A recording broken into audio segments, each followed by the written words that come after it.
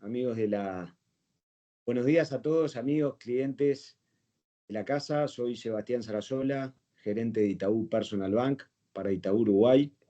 Y para mí es un gusto estar nuevamente en este ciclo de charlas mensuales en los que intentamos traer temas de actualidad en este año que ha sido absolutamente cambiante y con muchas novedades en el mercado. El timing, la verdad que sin dudas para esto también hemos tenido un poquito de suerte. Hoy, además de Francisco Preve, responsable de productos para Itaú Personal Bank, nos acompaña Florencio Mas. Florencio es socio fundador y director de Beacon Investment Management para Latinoamérica y Estados Unidos. Fue director y gerente regional de MFS Investment Management y analista en American Express. Comenzó su carrera hace más de 20 años. Es licenciado en Economía de la Universidad de Torcuato Di Tella, además CFA y además estudios de PLD en la Harvard Business School. ¿Y por qué digo que hemos tenido un poquito de suerte también en traer estos temas sobre la mesa en momentos claves y justo? Porque hoy vamos a hablar de algo que tiene que estar sobre la mesa y sobre las posibilidades de inversión de cada uno de ustedes. Vamos a hablar sobre renta fija en este contexto de baja de tasas de interés o de posibilidad de bajas de tasas de interés en lo que viene de aquí para adelante, en lo que queda del año, de más para adelante. Ayer se conocieron datos relevantes sobre inflación. Pensar, o por lo menos estudiar si es el momento o no es el momento, y conocer todos los instrumentos que están en acceso a todos ustedes desde nuestra propuesta de valor de Itaú Personal Bank, es un hecho relevante. Así que no me extiendo más, tenemos una horita para exprimir a Florencio. Obviamente después de su presentación pueden hacer las preguntas por el chat de Teams para levantarlas con Francisco y poder hacérselas sobre el final de la charla. Así que, Florencio, muchas gracias, bienvenido y te doy para adelante. Perdón, Gracias, Sebas. una aclaración. Por el módulo de preguntas y respuestas, no el chat. Verán que al lado del chat hay un PIR que está destinado a esto. El chat está deshabilitado. Adelante, Florencio. Gracias, Sebas. Gracias, Fran. Un placer. Ya voy compartiendo pantallas y arrancamos tempranito, con fuerza. Avísenme si ya lo ven ok, si ven la presentación. ¿Se ve bien? Excelente. Perfecto. Bueno, nada, obviamente mucho para conversar. Estamos en un momento, un año bastante interesante. Febrero, marzo, abril fueron meses donde se imprimió bastante volatilidad, un poco de incertidumbre. Trump en el famoso Liberation Day tuvo medidas o anuncios de medidas bastante agresivas respecto a los aranceles a cobrar a países con los cuales son socios comerciales, dado que Estados Unidos sentía que obviamente estaba siendo por ahí, le estaban cobrando un poquito más de lo que debieran. Entonces, bueno, para importar Trump y para negociar, digamos, aranceles más bajos, Trump a las importaciones empezó a hablar de aranceles muy altos y, bueno, obviamente son negociaciones que todavía siguen llevándose a cabo.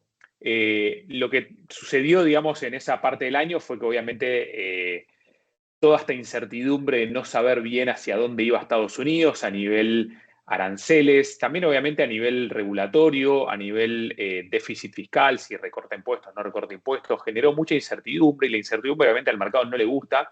Esto es lo que vemos acá, el pico del crecimiento de incertidumbre de los últimos 30 años, ¿no? En Estados Unidos, en Alemania mismo, digamos, uno de los socios comerciales más importantes de Estados Unidos, lo cual generó una corrección importante al mercado de renta variable, pero lo interesante que sucedió este año, que no venía sucediendo hace bastante, es que el mercado de renta fija, los bonos o los fondos de bonos, finalmente tuvieron un año o un periodo de tiempo donde volvieron a tener una correlación bastante baja y hasta negativa con el mercado de acciones. O sea, cumplieron su propósito en los portfolios de inversión, que es cuando las acciones suben, los bonos tal vez no se mueven mucho, pero cuando las acciones bajan, los bonos hacen de refugio y suben de precio, ¿verdad? Lo que pasó también se ve un poco reflejado acá a la izquierda, ¿no? Veníamos con una expectativa de crecimiento para Estados Unidos del orden de consenso, ¿no? Del orden de 2.2, 2.3%. Y bueno, obviamente a raíz de tarifas, incertidumbre, tanta volatilidad, el esperado de crecimiento, perdón, en Estados Unidos bajó a aproximadamente 1,5%, en Europa algo parecido también, ahora con un leve rebote, producto que, bueno, las negociaciones todavía se siguen llevando a cabo y finalmente tal vez Trump no llega a niveles de tarifas tan agresivos que generen un impacto económico importante tanto en Estados Unidos como en la eurozona, ¿no? También lo mismo para la inflación, venimos esperando un año de inflación más o menos del orden de 2,2, 2,3 para Estados Unidos, y en la medida que fuimos avanzando, digamos, se vienen tarifas, Trump va a ser muy agresivo y demás, bueno, llegamos hasta abril de este año en donde el proyectado de inflación pasó a estar aproximadamente del 3,2%, ahora empieza a bajar también, producto de lo que mencionábamos anteriormente, y lo mismo pasó en la Unión Europea, pero bueno, obviamente otros números de inflación, ¿no? Para dar un poco de contexto, digamos, tema tarifas, para entender los números duros, arrancamos en 2024 con un promedio de niveles de tarifas, o sea, de aranceles que Estados Unidos cobra a las importaciones de productos del exterior, del orden del 2,3%. En el primer trimestre ya de 2025 se especulaba y ya se empezaba a hablar, Trump anunciaba vía X, la red social, tarifas más altas para China, para Canadá, para México, socios comerciales que están muy, muy cerca de Estados Unidos. En el caso de Canadá y México era importante atacar el problema de raíz y muy rápido, con lo cual el nivel de tarifas pasó a ser 8,7. El famoso Liberation Day, el 2 de abril, Trump anuncia tarifas bastante altas y después redobla la apuesta, empezando una escalada con China, donde ya los niveles de tarifas en China parecía que llegaban a 125%, algo un poco ridículo, una estrategia demasiado agresiva para negociar con alguien tan importante como China. Ahí el nivel de tarifas esperado en promedio pasaba a ser del 26%. Hoy todavía hay mucha negociación llevándose a cabo. A China se le extendieron 90 días más para aplicar los niveles de tarifas que se venían conversando. Piensa el mercado que vamos a estar alrededor de 14, 15%, digamos, de nivel promedio de tarifas, que es bastante alto en términos históricos. No vemos esos niveles desde más o menos 1940. ¿Qué impacto tiene esto en el déficit? Obviamente es positivo porque Estados Unidos va a recaudar más, va a recaudar aproximadamente, se estiman, 2,6 trillones de dólares en los próximos 10 años, producto de los aranceles que va a colocar a importaciones. Pero por otro lado, no nos olvidemos que en las últimas semanas Trump pasó a ley, digamos, pasó por el Congreso un paquete de leyes llamado el One Big Beautiful Bill Act, que es básicamente, en resumen, finalmente algo muy distinto a lo que se especulaba que iba a pasar, el famoso departamento de Doge, el departamento que lideraba Elon Musk para hacer recortes de todo tipo de gastos y finalmente tratar de arreglar el gran problema que tiene Estados Unidos con su monstruoso déficit. Hoy Trump termina pasando un paquete un poquito más, llamémoslo, a la peronista o a la progresista, mucho más agresivo en seguir gastando. Aproximadamente el déficit se va a incrementar alrededor de 3 trillones de dólares, o sea, algo parecido a lo que va a poder recaudar. Y Trump estima que con ese gasto extra va a poder generar más crecimiento y el crecimiento va a poder generar más recaudación y más recaudación va a poder achicar el déficit. Obviamente el mercado está un poco indeciso y está esperando todavía, atento a las próximas semanas también a definiciones sobre cuánto va a recaudar en tarifas y obviamente signos de que el crecimiento siga su curso. 4 gráficos, no me detengo mucho en esto, simplemente la conclusión de esta serie de gráficos es que el desempleo en Estados Unidos se mantiene bastante bajo, estamos en el orden del 4%, eso es un nivel básicamente llamado pleno empleo, no hay riesgos muy importantes por ese lado, la participación laboral sigue estando alta, o sea, Estados Unidos está todavía en un momento fuerte a nivel macroeconómico, el consumidor está a nivel fuerte a nivel macroeconómico, es lo que estamos viendo acá en pantalla, a nivel microeconómico, perdón, el consumidor todavía tiene empleo, su portfolio de inversiones y su portfolio de retiro, el famoso 401k, sigue creciendo, producto de los buenos años que tuvimos últimamente, tanto en los mercados de renta fija como en los mercados de acciones, sus propiedades, su casa vale cada vez más, o sea, todavía no vemos señales importantes que nos preocupen o que generen cierta incertidumbre respecto al crecimiento de Estados Unidos, y eso obviamente es una de las cosas que está haciendo que por lo menos en el caso de la crisis que acabamos de ver en marzo-abril, esa pequeña corrección haya durado lo poco que duró, ¿no? Hablando un poco de renta fija y hablando sobre todo de tasas de interés, lo que más le importa al mundo de los bonos y al mundo económico en general es dónde están las tasas de referencia. Acá vemos 4 bancos centrales importantes: el Banco Central Europeo, la Fed, el Banco Central de Inglaterra, el Banco Central Europeo y el Banco de Japón. Como se puede ver, en 3 de los 4 casos estamos esperando recortes. Se espera que Estados Unidos o la Fed haga 2 recortes de medio punto para este año y 2 recortes de medio punto para el año que viene, llevando la tasa neutra a aproximadamente 3.5. Eso es un punto por debajo de lo que estamos hoy. Neuberger piensa que eso va a suceder tal vez un poquitito antes, o sea que tenemos algo de probabilidad que haya recorte de septiembre.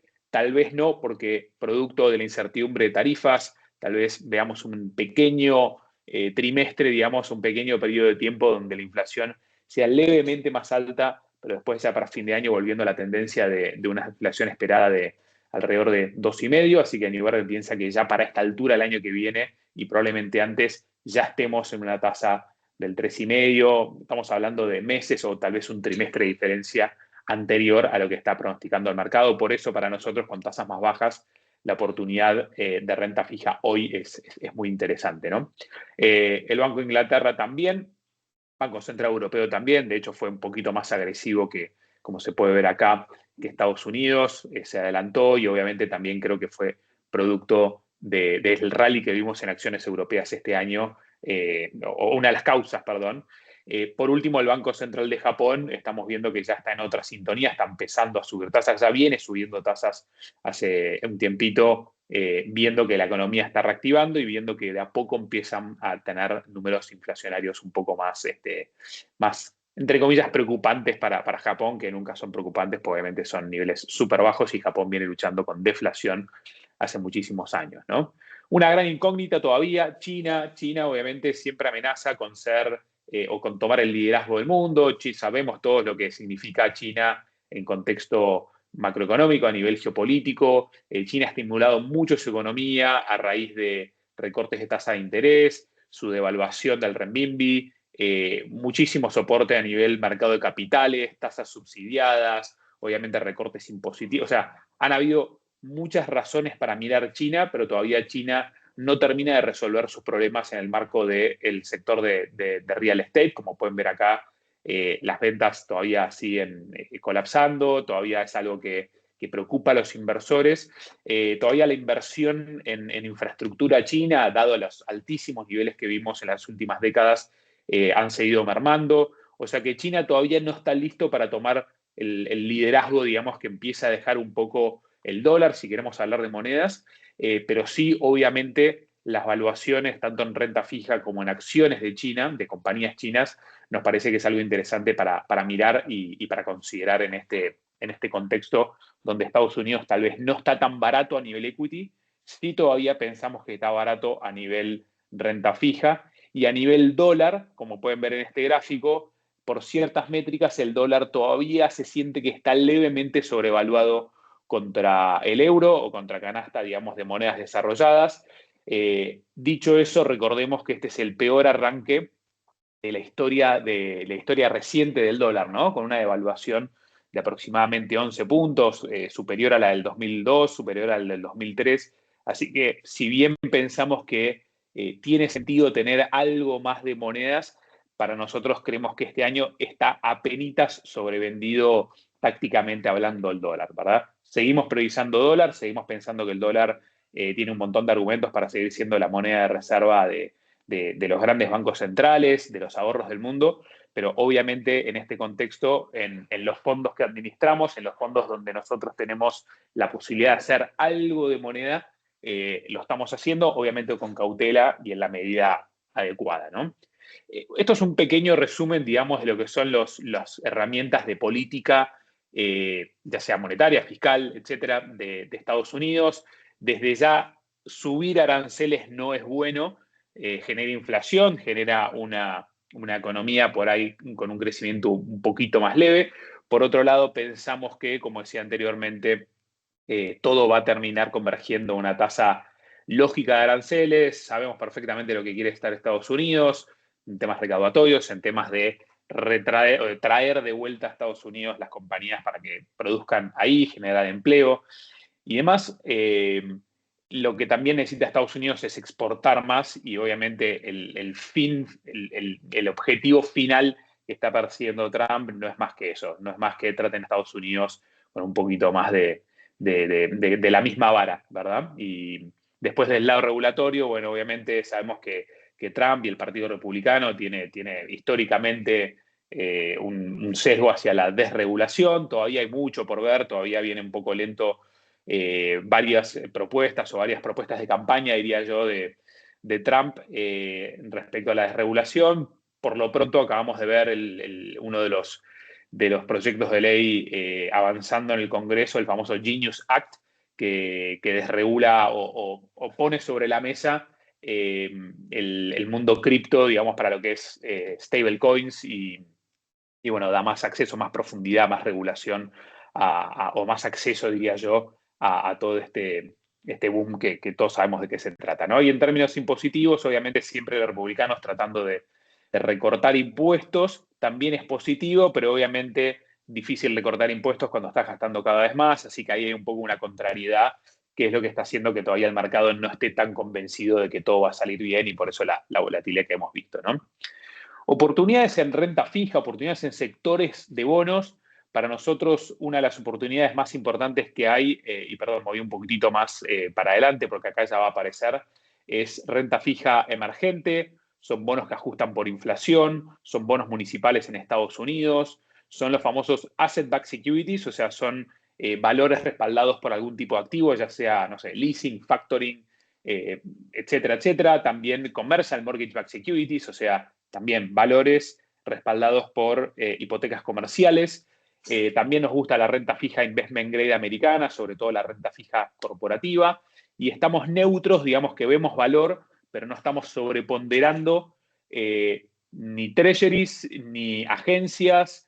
High yield ahora, que es el gráfico que pasé recién por alto, ahora lo pasamos a neutro. Vemos que los fundamentales ya despejados, algunos temas, digamos, de discusión de comienzo de año, high yield se vuelve a poner relativamente atractivo, nada del otro mundo, las valuaciones están ok, así que en un portfolio y en un contexto que vuelve a ser un poco menos incierto, para nosotros tener bonos de compañías de baja calidad que paguen altos cupones vuelve a tener algo de sentido, ¿no? Aprovechando que estamos mirando este gráfico, también mostrar que tener cash o tener exceso de liquidez en este momento no tiene tanto sentido, dado lo que mencionábamos respecto a la tasa de interés, que si la tasa de interés de referencia va a seguir bajando, quedarme en cash o en T-bills o money market o un plazo fijo va a ser un retorno cada vez menor y obviamente en el momento que quiera renovar ese T-bill, esa inversión de muy corto plazo, la voy a tener que renovar a tasas muchísimo más bajas. Por eso la estrategia para nosotros hoy es movernos hacia 4, 5, 6 años de duración de las inversiones de bonos, de renta fija, de los fondos de renta fija, para poder aprovechar las tasas que tenemos todavía altas hoy, bajando, y eso obviamente generaría la suba de precios de esos bonos, ¿no? Además de los intereses. Acciones, como decía, estamos en un escenario relativamente cautelosamente optimista, digamos, estamos neutros o levemente sobreponderando también acciones globales, acciones de pequeñas y medianas compañías, acciones de países desarrollados, dejando de lado Estados Unidos. En activos reales nos gusta commodities, nos gusta private equity, nos gusta real estate. Y acá tiene un poquito más de desglose. Por ahí dentro de las acciones preferimos Europa, Japón, China. India nos parece que está un poco caro. Brasil estamos neutros. Dentro de renta fija regional priorizamos bonos emergentes, algo que tenemos en este producto que vamos a mostrar ahora. Si bien es un producto conservador, algo podemos invertir en mercados emergentes. Y como mencionaba Daniel, monedas, euro y monedas emergentes levemente favorecidas. Tácticamente, como decía, de corto plazo el dólar por ahí fortaleciéndose levemente, dada la corrección importante que vimos hasta ahora, pero por ahí ya mediano plazo, próximos 18 meses, una leve caída del dólar siguiendo esta perspectiva que tenemos, ¿no? Dos temas que no podemos dejar de mostrar para los portfolios que van a estar diversificados, los portfolios que van a estar buscando otras herramientas para generar buenos retornos, es el mundo de los commodities, por varias razones. La subinversión que hubo en commodities en los últimos años, eso lo llamamos divestment, una de las 6 Ds, la descarbonización en el mundo que se está llevando a cabo, energías renovables, todo lo que tiene que ver con inteligencia artificial, data centers, la digitalización del mundo que consume muchísima energía, que es positivo obviamente para lo que es el precio del petróleo, el gas y todo tipo de energías. La desglobalización tiene que ver con también esto de se frena un poco el comercio en el mundo, levemente obviamente, ¿no? Pero se invierte mucho en la infraestructura energética de cada uno de los países. La desdolarización del mundo, leve por ahora, como decía hace un rato, también genera que los precios de los commodities vayan al alza respecto al dólar, y el gasto en defensa, que desde ya no frena. Ahora Europa también está empezando a gastar en defensa, dado que Estados Unidos les dijo no a más, no vamos a ser los policías del mundo, no vamos a meternos en todos los conflictos que surjan allá. Así que el gasto en defensa también obviamente genera muchísima demanda por todo tipo de commodities, así que creemos que hay una oportunidad después de muchos años de que por ahí los commodities estuvieron rezagados o que no generaron retornos en los portfolios de los inversores, para incluir commodities nuevamente a través de fondos mutuos en sus carteras. Y obviamente el tema del momento, realmente la conectividad o el incremento en la digitalización del mundo está transformando muchísimas industrias. Pensamos que en los próximos 10, 15 años vamos a tener un crecimiento económico fenomenal. Se ven los números ahí gracias a todo lo que está pasando, no solamente en inteligencia artificial, que obviamente es lo más interesante, lo más novedoso, ¿no?, que está sucediendo ahora, sino en todos los dispositivos que se están conectando cada vez más. O sea, ya no es solamente teléfono, computadora, tablet, sino hoy podemos conectar a internet y tener una casa mucho más inteligente, desde el aire acondicionado, la calefacción, la heladera, desde ya los autos autónomos, lo que es avances en medicina gracias a la digitalización de procesos de, por ejemplo, cirugías o monitoreo, ni hablar de lo que está pasando en el mundo del gaming, realidad virtual, el metaverso, compañías que cada vez fabrican más sin humanos y con robots y procesos recontra inteligentes. Bueno,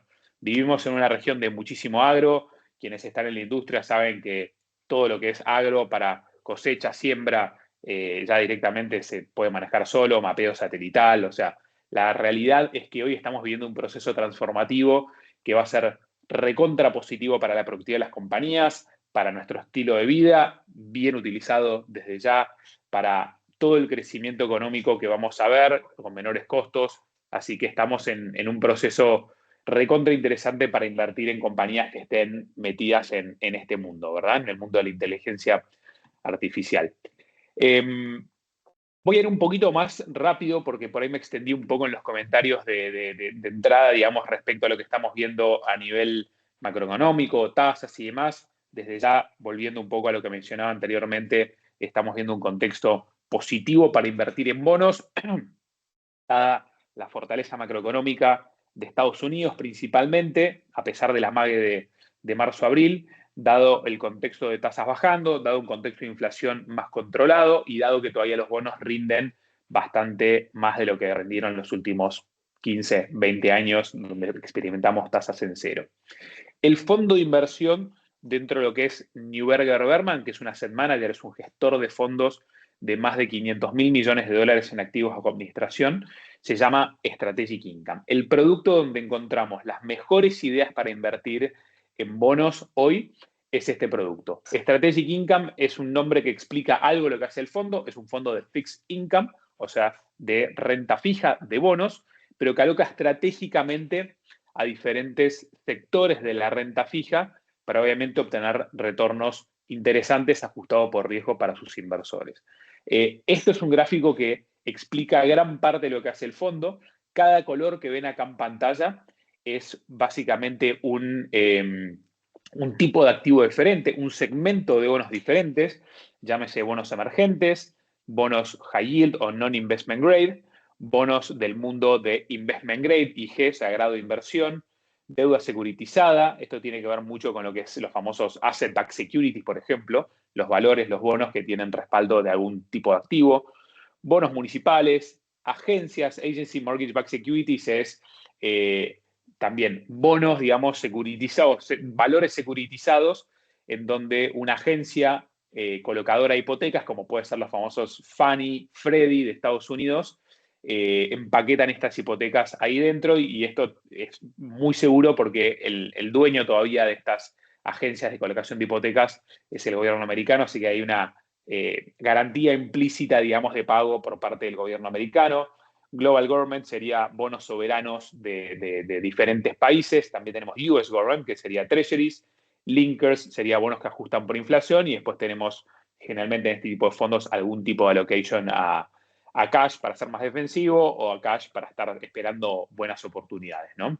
Obviamente este fondo resuelve un problema muy importante, que es, bueno, cuánto aloco en cada uno de los diferentes segmentos de bonos que veo atractivo en el mercado. A veces es difícil estar tan atento, es difícil analizarlo, es costoso comprar bonos y venderlos todo el tiempo de manera individual. Los fondos están acá para hacer eso más dinámico, más eficiente, más flexible, menos riesgoso. Inclusive a nivel impositivo es más eficiente tener un fondo de bonos que tener un fondo individual la mayoría de las veces. Así que este fondo resuelve esto y dinámicamente va cambiando cuánto tenemos en cada uno de los diferentes sectores de renta fija. Si sale el sol, tenemos bonos que tengan por ahí un poquito más de tasas. Si viene la tormenta, compramos más bonos que sean más seguros, famosos bonos libres de riesgo de Estados Unidos y similares. De vuelta, insistiendo un poco con el concepto de la solución que ofrece el fondo es tratar de maximizar el retorno obtenido, ¿no? Los intereses más la apreciación de capital, en un contexto de una volatilidad, el riesgo sería la volatilidad, el desvío estándar relativamente baja, comparado con bonos investment grade, con un retorno parecido a bonos emergentes o parecido a high yield, ¿no? En vez de estar comprando cada uno de estos de manera individual, lo que hacemos es ir rotándolos y hacer que la volatilidad sea la menor posible, pero con un retorno atractivo, ¿no? Otra cosa que hace el fondo también para obtener retornos es manejar mucho la duración del portfolio. La duración es una manera por ahí más técnica de decir la sensibilidad que tienen los bonos del fondo a las subas o a las bajas de la tasa de interés. O sea, si compramos bonos muy largos, con una duración larga, si la tasa sube, los bonos caen más de precio, si la tasa baja, los bonos suben mucho de precio. Lo que tratan de hacer los portfolio managers cuando manejan la duración, y esta es la evolución de la duración de los bonos del portfolio, es tratar de que cuando las tasas están subiendo, la duración sea lo menor posible, de manera que el impacto de la suba de tasa no sea significativo, y que cuando las tasas están bajando, la duración sea lo máximo posible, de manera que la baja de tasa obviamente nos impacte de manera positiva en los precios de los bonos. Este fondo en particular se maneja de una manera muy conservadora en ese sentido, en los dos aspectos que acabo de mencionar. Por empezar, todos los sectores que tenemos tienen que converger a una calidad crediticia promedio de grado de inversión. Ustedes saben que BBB- se considera grado de inversión, y de ahí para arriba, BBB+, A más, y lo máximo es AAA. O sea, este fondo de mínima siempre tiene que ser, por reglamento, por mandato, BBB- o superior. Hoy, por ejemplo, es A-. Y eso lo hace un fondo conservador desde el lado que cuando hay problemas en el mundo del crédito, cuando hay defaults en el mercado, este fondo históricamente no está posicionado en esos defaults porque obviamente está en compañías de primera línea. Lo otro que lo hace un fondo también bastante conservador es que nunca el fondo tuvo una apuesta muy agresiva, también por reglamento, en duración. Como pueden ver, el rango ha sido 2.8, 6.5. Nunca el fondo puede estar en 9, 10 años de duración, es decir, nunca el fondo puede tener bonos larguísimos por si la tasa de interés llegase a subir de manera inesperada y eso generaría una caída en el precio de los bonos. Y también a la inversa, nunca el fondo puede estar con bonos súper cortos o con duración negativa usando derivados, que muchos fondos lo pueden hacer, porque si la tasa bajase, tener un duration muy bajo, tener bonos demasiado cortos, no generaría la suba de precios de los bonos, justamente porque son bonos que ya están próximos a vencer. Otra cosa que lo hace bastante conservador al fondo es que, como pueden ver acá, o tal vez se ve un poquitito mejor acá, la exposición a lo que es LC, que se llama Local Currency, tanto acá como en el resto del portfolio, está muy, pero muy limitada. Piensen en los últimos 10, 15 años que tener monedas locales no dio resultados, no rindió, de hecho fue un detractor para muchos portfolios de renta fija. Bueno, nuestro portfolio básicamente o prácticamente que no tiene moneda local. Este año apenitas levemente empezaron a incluir algo más de moneda, producto que ya era esperable que el dólar se debilite un poco y eso ayudó al portfolio, pero típicamente deberían ver que este fondo es un fondo de vuelta conservador, investment grade promedio, duration muy activo pero no agresivo y con muy poca exposición a nivel moneda local, 95% dólar aproximadamente. Hablé mucho de resolver un problema, ¿verdad? Y obviamente el problema muchas veces es la suba de tasa. Acá lo que estamos viendo en pantalla, en el caso de Strategic Income, es cómo performó el fondo en periodos de tiempo en donde la tasa de interés de 10 años subió agresivamente en un periodo de tiempo muy acotado. Entonces tenemos 6 observaciones acá, 6 observaciones en donde vemos, por ejemplo, en la primera de enero, 2009 a mayo 2009, que la tasa de 10 años de Estados Unidos subió 125 puntos básicos en apenas 5 meses, muy agresiva esa suba de tasa. El fondo en ese periodo de tiempo tuvo un retorno de 4.8%. El índice de referencia que usamos como benchmark, que se llama Bloomberg US Aggregate Bond Index, un índice que está compuesto por principalmente bonos del Tesoro americano, agencias y bonos corporativos investment grade, subió 1.3%. La diferencia o el famoso alfa generado por el fondo fue de 3,5%. En las próximas observaciones, lo que llama la atención es que producto de esa suba de tasa de interés, el índice de referencia tuvo todos retornos negativos, mientras que el fondo tuvo 4 retornos positivos, generando casi 3 puntos de diferencia, 6, 2 y 9. Y en la última observación, la más reciente, en agosto de 2021 hasta octubre de 2023, la tasa de interés de 10 años subió 371 puntos básicos, o sea, una suba muy agresiva. El fondo solamente tuvo una caída de 9% contra una caída de 16% del índice de referencia. Eso es una diferencia de 7 puntos. Esta diferencia de 7 puntos lo que marca básicamente es lo que ven acá en pantalla. Una caída menor y después un rebote mucho más rápido, salir a flote, o sea, recuperar la pérdida con una de las subas de tasa de interés más agresivas de la historia y ya estar a flote muy rápido, mientras que, por ejemplo, quien tuvo un fondo que siga mucho más de cerca este índice de referencia, que se le parezca más, o que mantenga siempre bonos largos, o mismo quien compró una serie de bonos individuales largos, con vencimientos en 2040 y pico, 2050 y demás, todavía a nivel capital más intereses está en terreno negativo. Este es un gráfico que para mí no solamente muestra obviamente el alfa, la diferencia, o sea, el tener que invertir en un fondo para poder realmente aprovechar cualquier oportunidad de mercado, sino también obviamente el manejo del riesgo, el manejo de las inversiones en los peores momentos, en donde necesitas ser muy activo, en donde necesitas adelantarte a la jugada y poder caer menos para después rebotar y salir a flote muchísimo antes, ¿no? Para darles un poco un contexto de lo que han sido retornos históricos, por ejemplo, acá vemos un gráfico muy interesante en donde el fondo tiene historia desde el año 2003. 18 de los últimos 21 años han sido retornos positivos en el caso del fondo.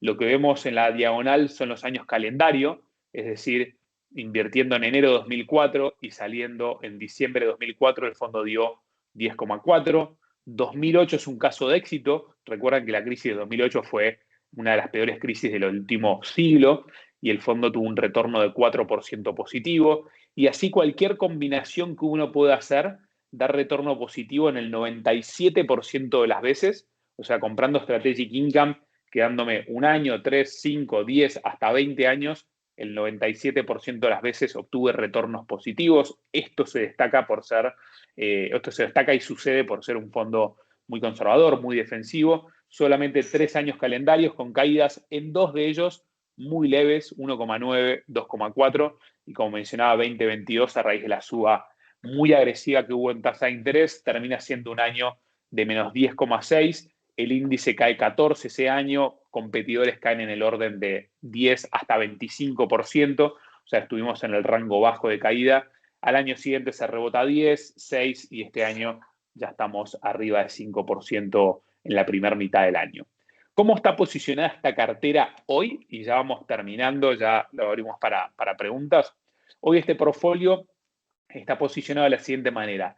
33% está en valores, en bonos que están estructurando hipotecas por parte de agencias, los famosos Agency Mortgage Backed Securities, como mencionaba, estos son bonos implícitamente libres de riesgo porque el dueño de Fannie, de Freddie y las agencias que otorgan créditos hipotecarios en Estados Unidos es el gobierno americano después de 2008, así que es prácticamente lo mismo que invertir en un bono del Tesoro americano, pero con un poquito más de tasa. Hay 10% en bonos corporativos investment grade, hay 3,8% en bonos del Tesoro americano, 3,7% en bonos que ajustan por inflación, hay un 4,6% en bonos que tienen tasa flotante. Voy en algunos de los activos más importantes, ¿no? No los voy a aburrir con todo.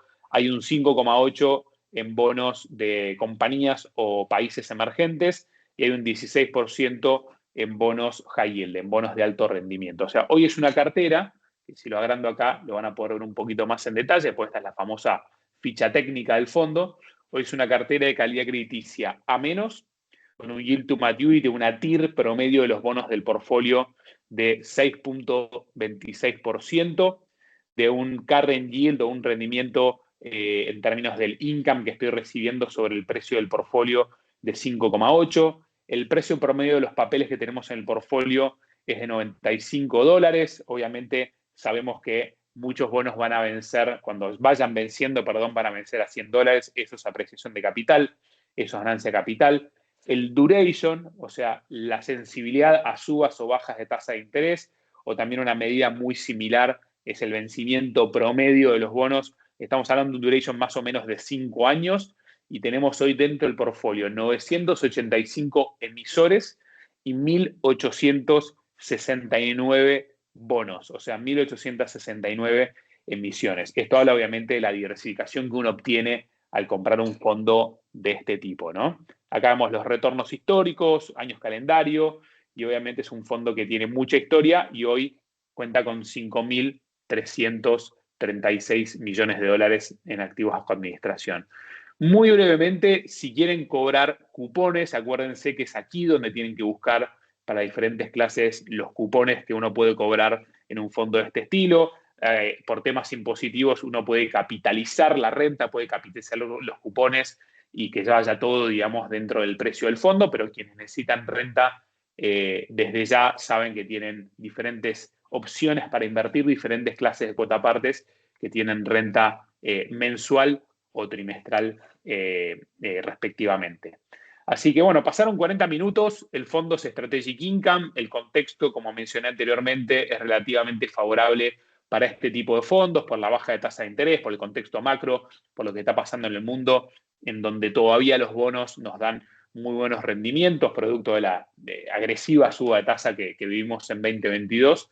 Así que desde ya que los invito a que discutan esta estrategia, este fondo con su asesor financiero de Itaú, es uno de los fondos que más ha captado interés de todos nuestros inversores en toda Latinoamérica y en Estados Unidos, por su naturaleza conservadora, flexible, por ser, como decía, una solución a esa pregunta que nos hacemos de cuánto coloco en cada uno de los bonos. Bueno, acá tenemos más de 1.800 bonos manejados activamente, dinámicamente, por un equipo muy grande, global, de mucha historia dentro de Neuberger Berman. Así que, si te parece, Fran, Sebas, ya lo abrimos a preguntas. Seguramente me olvidé de algunos temas o quedaron cosas por preguntar o por desarrollar, así que encantado de oírlos. Excelente, Lolo, muchas gracias por la presentación. En primer lugar, una pregunta que habla de cómo perciben ustedes que va a cambiar la curva de tasa de la Fed.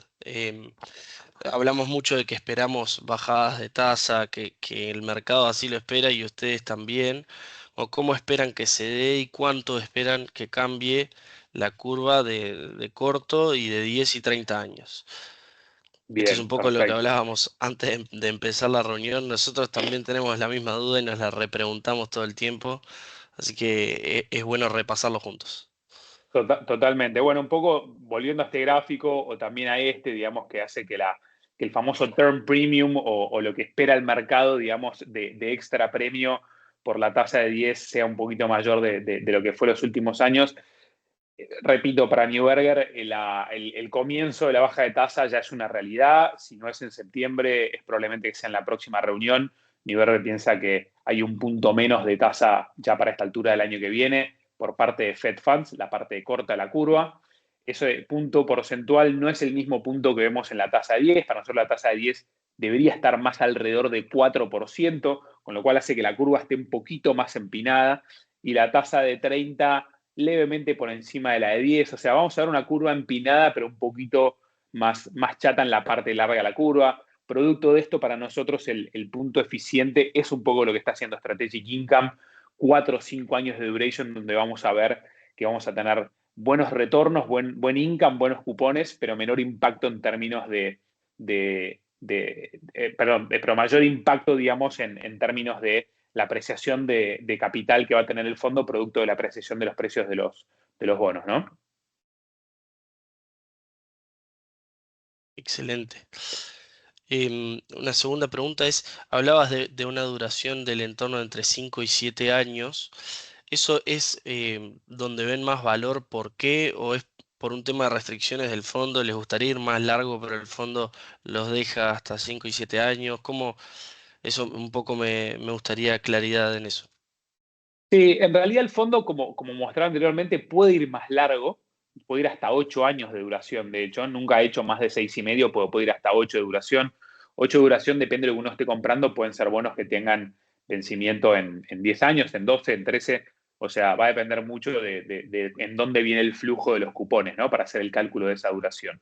Para el equipo, la oportunidad tiene más que ver con riesgo-retorno, ¿no? O sea, el premio por ahí puede ser un poquitito más alto en bonos más largos, en bonos de 10, en bonos de 30, por ejemplo. Lo que pasa es que la volatilidad que le imprime un portfolio conservador no vale la pena. Sería demasiado volátil, tal vez si vemos un número difícil de inflación en el próximo trimestre, mayor de lo esperado, la tasa de 10, la tasa de 30 puede picar en punta y eso obviamente sería una depreciación de capital, una caída en los precios de los bonos demasiado agresiva. En este contexto, en este portfolio, ya nos sentimos muy cómodos llevando el fondo hasta 8 como máximo. En este momento para nosotros entre 4 y 5 es donde vemos el retorno riesgo más atractivo. Por eso, perdón, no lo aclaré, digamos, en este caso, en este fondo sí siempre la decisión no se toma solamente por retorno, sino también por la volatilidad esperada que vamos a ver en cada parte de la curva en la cual estamos invirtiendo.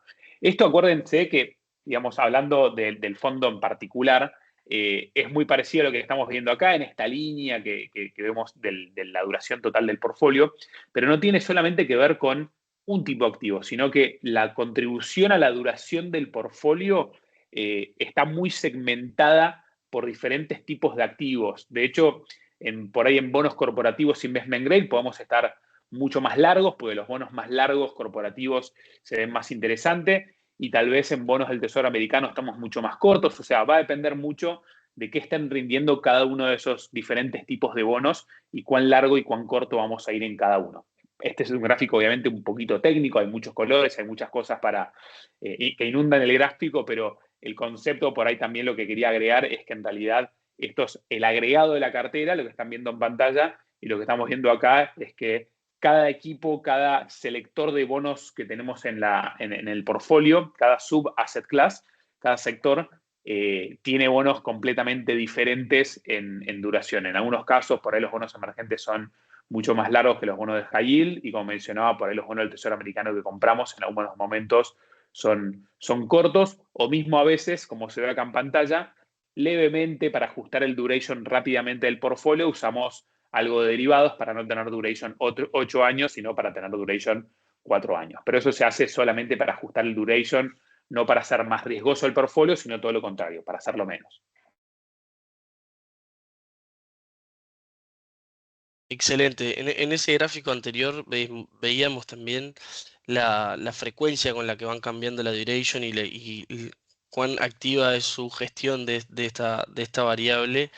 ¿Puedes contarnos cómo es un poco el proceso de decidir en qué punto de la curva conviene, cuántas personas están involucradas, cómo se toman esas decisiones?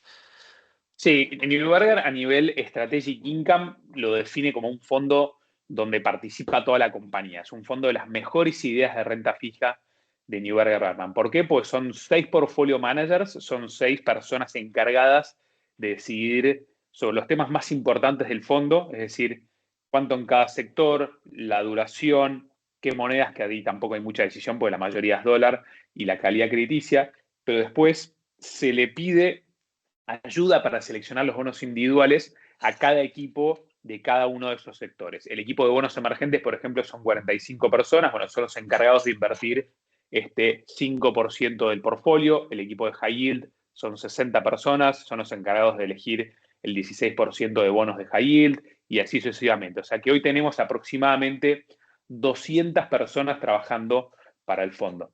Obviamente el equipo de 6 personas que deciden sobre los temas macro más importantes es un equipo que se reúne todos los días a analizar variables macroeconómicas y todos los días toma decisiones respecto a cuán largo o cuán corto quieren estar en duración en cada uno de los diferentes sectores que tienen en el portfolio. Con lo cual, obviamente, son decisiones en comités económicos que se toman todos los días se revisa la estrategia, todos los días, sobre todo, se hace un análisis muy profundo de lo que es riesgos que está asumiendo uno del portfolio, riesgos de duración, riesgo de moneda, riesgo de sectores, riesgo de tal. O sea, todo lo que puede salir mal es lo que más mira el fondo, porque como siempre dice el equipo, cuando uno invierte en bonos, los retornos son muy asimétricos. Si uno hace las cosas bien, obviamente puede ganar sus intereses y después al vencimiento le vuelven su capital, pero si hace las cosas mal, puedes perder mucha plata. Entonces, en un fondo de bonos, lo más importante, sobre todas las cosas, es proteger el capital. En este fondo, como saben, lo hemos hecho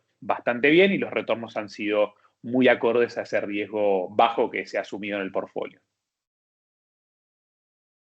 En línea con los retornos, hay una pregunta sobre los retornos y estaría bueno capaz volver a mostrar la, la slide que muestra los retornos. Una persona nos pregunta, y acá me permite una aclaración y después te doy paso, sobre los retornos estimados de acá a 5 años.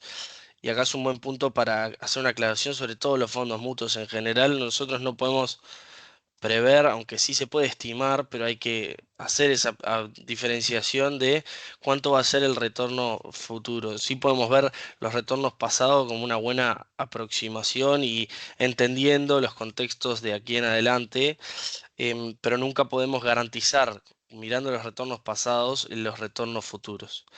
Sí, de vuelta, creemos y la historia lo ha demostrado que en el largo plazo los retornos tienden a su media histórica. Por eso también es una buena aproximación y vemos los retornos pasados para poder hacernos por lo menos una expectativa de los retornos futuros, pero siempre hay que tener esta apreciación de esto es una estimación y no es más que eso. Ahora sí, Lolo, te dejo hablar de los retornos esperados o estimados para dentro de acá un plazo de 5 años. Sí, sí, siempre una buena base para hablar de retornos esperados es tener en cuenta la TIR del fondo, ¿no? La TIR del promedio de los bonos que tenemos dentro del portfolio, que yo mencionaba que está en el orden de casi 6,5%, con lo cual eso es un estimativo y no más que eso, porque obviamente en los próximos 5 años el fondo, al ser dinámico, también va a ir modificándose, va a ir comprando y vendiendo cosas, algunos bonos van venciendo, la macro va cambiando, pero ceteris paribus, si hoy el portfolio no se tocase y no tuviese ningún evento de default y no hubiese cambios en las tasas de interés, etcétera, etcétera, estamos en el mismo portfolio durante los próximos 5 años, estaríamos hablando aproximadamente un 6,5%. Ojalá que sea más, porque obviamente el trabajo de los portfolio managers es intentar generar los mejores retornos posibles, pero recuerden que siempre en este fondo lo más importante es que ustedes tengan la posibilidad de dormir por la noche tranquilos, con lo cual todo lo que va a estar haciendo el fondo lo va a hacer en un contexto de tratar de minimizar los errores, tratar de minimizar todo lo que pueda salir mal, entonces tratar de que ese 6, 6,5, tal vez se convierta en un 7, pero que no se convierta en un 10. Tenemos otros fondos a los cuales apuntamos a que ganemos un 10. Obviamente, para que sea un 10 hay que tomar más riesgos. Hay que comprar bonos de compañías por ahí que tengan menor calidad crediticia. Hay que hacer una estrategia por ahí un poquito más picante. Hay que incluir un poco más de países como Argentina, por ejemplo. Pero en este fondo en particular, creo que lo más importante no es tanto solamente el retorno esperado, que por sí es importante, pero creo que es el camino que el fondo va a recorrer para obtener ese retorno esperado. Y lo que tratamos de proponer en este portfolio, que se llama Strategic Income, es justamente que el camino sea lo menos rocoso posible. Ahí, Lolo, aprovecho, muy buena la aclaración, Fran, en cuanto a los rendimientos pasados y futuros. La verdad que es la base de toda nuestra propuesta y de presentar estas ofertas que tenemos disponibles para todos nuestros clientes y bueno, y en base a cada estrategia y a cada situación personal y particular, tomar las decisiones necesarias con nuestro acompañamiento, o por lo menos poniéndolo sobre la mesa.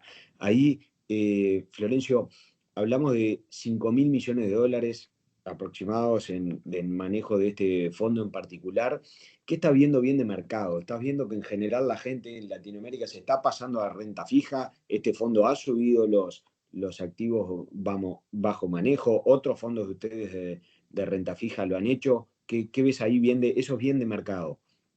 Sí, totalmente. Y para darles un poco de color, hace unas 2-3 semanas, este fondo, en lo que es activos captados en Latinoamérica, de los 5.300 millones de dólares aproximadamente que tiene el fondo, hace 2-3 semanas el fondo superó los 1.000 millones captados en Latinoamérica. Es decir, inversores latinoamericanos que invierten en diferentes tipos de fondos que nosotros tenemos y representamos. Este es el primer fondo en donde llegamos a la figura de los 1.000 millones de dólares captado por inversores latinoamericanos. Es una prueba muy fiel de lo que está pasando en el mercado latinoamericano. El mercado latinoamericano siempre ha sido un mercado donde la renta fija, los bonos han sido muy preponderantes, ¿no? Los fondos de bonos han sido súper importantes, con una alocación muy importante en los portfolios. Y creo que Neuberger, a raíz de la historia de los 20 años de track record con este portfolio, ha demostrado que se puede hacer un muy buen trabajo, ofrecer muy buenos retornos con muy baja volatilidad, y por eso es uno de los fondos preferidos y más vendidos en el caso de, digamos, de Neuberger en toda la región y en el mundo. De hecho, es el fondo más grande que tiene Neuberger en renta fija, particularmente hablando en el mundo, ¿no?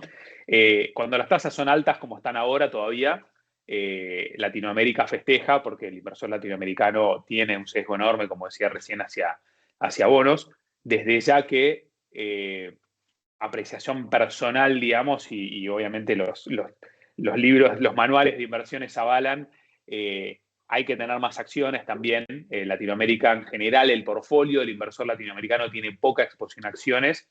La renta fija ha dado buenos retornos, eso es, sin lugar a dudas, te deja dormir más tranquilo, uno tiene un viaje menos rocoso, como decía recién, pero bueno, también es innegable que las acciones tienen un lugar en el portfolio. Hoy hay muchas cosas muy interesantes pasando en el mundo, como mencionaba hace un rato, todo lo que tiene que ver con inteligencia artificial y tendencias tecnológicas o de energía, un montón de cosas que están pasando. Nosotros les llamamos las mega tendencias del mundo. Hay fondos de inversión para invertir en eso. Neuberger, aprovecho y lo comento por si hay interés, tiene un fondo de tendencias globales que se llama Global Equity Megatrends y un fondo de tecnológicas enfocado en AI, en inteligencia artificial, que se llama Next Generation Connectivity. Pero para hacer más corta la respuesta, perdón, Sebas, me extendí un poco. Realmente este es un fondo con muchísimo inflow desde siempre, porque es una manera muy simple de resolver ese problema de, bueno, hacia dónde voy en bonos y si tengo un norte conservador, pero quiero buenos retornos, el nombre del fondo es Strategic Income. Excelente. Bueno, después tenemos un montón de preguntas, la verdad, pero que muchas de ellas hacen alusión a situaciones más bien individuales, por lo que los alentamos también a acercarse a su ejecutivo de cuentas para revisar la situación particular de cada uno y que podamos dar el servicio que merece cada uno en su individualidad. Respecto a la inversión mínima, hay algunas personas que preguntaban cuál es la inversión mínima razonable, cuánto debería ser mi mínimo. Esas no son preguntas que estemos en posición de responder sin antes revisar un portafolio vigente o la posición a nivel global del cliente para poder contestar esa pregunta.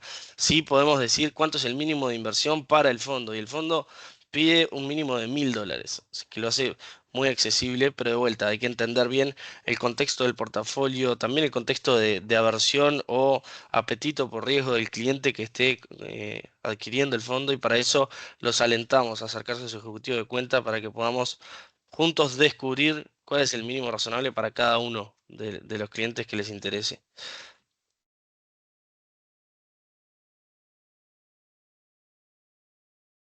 Si quieren, Seba, Florencio, faltando 5 minutos y para ser respetuosos con el tiempo de todos. La verdad que sin dudas y comparto totalmente la apreciación de Fran. Acérquense a nosotros cuando nosotros no nos acercamos a ustedes como clientes para poner y charlar sobre la mesa y todos estos temas que son muy particulares para cada realidad, de cada persona, de cada familia, cada futuro. Florencio nos mostró dentro de este fondo también la posibilidad de capitalizar, de no capitalizar. La verdad que el abanico de cosas que se puede hacer es gigantesca. Florencio, muchas gracias por los conceptos clarísimos, bien de mercado, muchas cosas de mucha actualidad. Invitarte también cuando quieras de vuelta a estas instancias que son enriquecedoras para nosotros y para nuestros clientes. Francisco, muchas gracias también desde el lado de productos por el apoyo de siempre para todos los clientes de Personal Bank y a todos los clientes, más de 100 conectados y que permanecieron durante esta horita en la mañana, agradecerles nuevamente por la confianza con nosotros. ¿Tá? Muchas gracias y nos vemos pronto. Un placer, Muchas gracias a gracias. ustedes. Chau, chau.